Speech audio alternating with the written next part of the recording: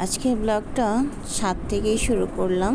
দেখো উপরে যে আর একটা ছাদ আছে, সেখানে অনেক ফুলের বাগান আছে। আর জলের ট্যাঙ্কির উপর দুইটা পাখি, রাতের বেলা না ওইটা লাইট জ্বলে, দূর থেকে দেখতে অনেক সুন্দর লাগে। বাড়িওয়ালাটা আসলে অনেক শৌখিন, এত সুন্দর করে বাড়ি বানিয়েছে। যাই হোক, হ্যালো সবাইকে, কেমন আছো তোমরা সবাই? আশা করি ভালো আছো, সুস্থ আছো। ভিডিওর শুরুতেই একটা অনুরোধ রইল, প্লিজ সবাই একটা লাইক দিয়ে ফুল ভিডিওটি কন্টিনিউ করো। তোমাদের একটা লাইক অনেকের মাঝে আমার ভিডিওটি পৌঁছে দিতে সাহায্য করবে। আর যারা নতুন দেখছো আমার ভিডিও, তাদের কাছে অনুরোধ, যদি আমার ভিডিওটি কোনো একটা অংশ তোমার কাছে ভালো লেগে থাকে তাহলে সাবস্ক্রাইব করে আমার পাশে থাকতে পারো।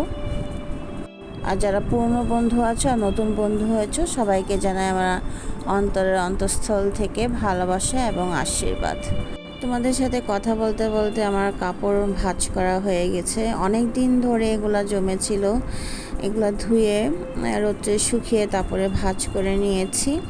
এই তো ল্যাপ কম্বল সব প্যাকেট করেছি। কম্বলটা বাইরে দেবো ধোয়ার জন্য, আর বাকিটা আলমারিতে তুলে রাখবো। এই তো আজকে পনির রান্না করব।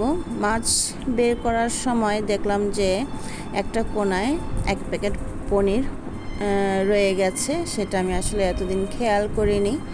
তাই ভাবলাম যে আজকে পনিরটাই রান্না করে ফেলি, নাহলে আর নষ্ট হয়ে যাবে।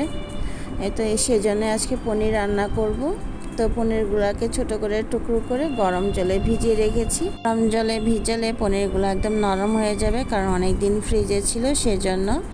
তো তেলের মধ্যে এলাচ আর লং, পেঁয়াজ কুচি, আদা রসুন দিয়ে ভালো করে এটা একটু ভেজে নেব।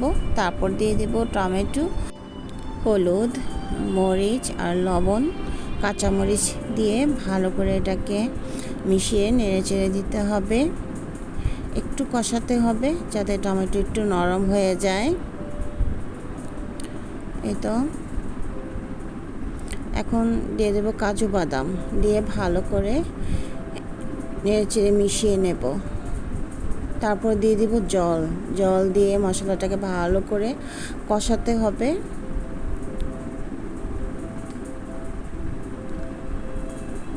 এখন ঢাকনা দিয়ে ঢেকে মশলাটাকে ভালো করে কষিয়ে নেব যাতে টমেটোটা গলে যায়।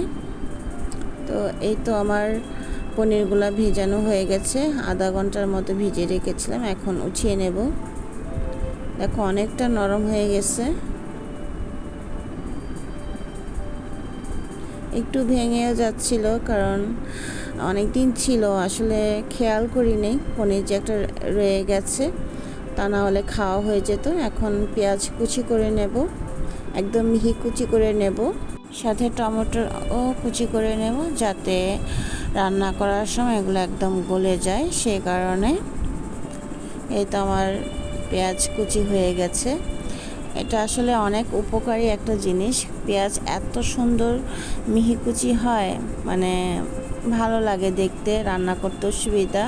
অনেক সময় দেখা যায় পেঁয়াজ ব্লেন্ড করতেও সময় থাকে না বা ভালো লাগে না, তখন এটা দা কুচি করলে খুব সুন্দর হয়ে যায় আর কি। এই তো আমি টমেটো কুচি করে নিয়েছি। এখন ঢাকনা খুলে মশলাটাকে ভালো করে একটু নেড়ে চেড়ে কষিয়ে নেব। টমেটোটা মোটামুটি গলে গেছে, একটু নেড়ে চেড়ে ভালো করে তারপর এখন চুলাটা বন্ধ করে দিয়ে ঠান্ডা করে নেব। ঠান্ডা করে এখন এটাকে ব্লেন্ড করে নিয়েছি।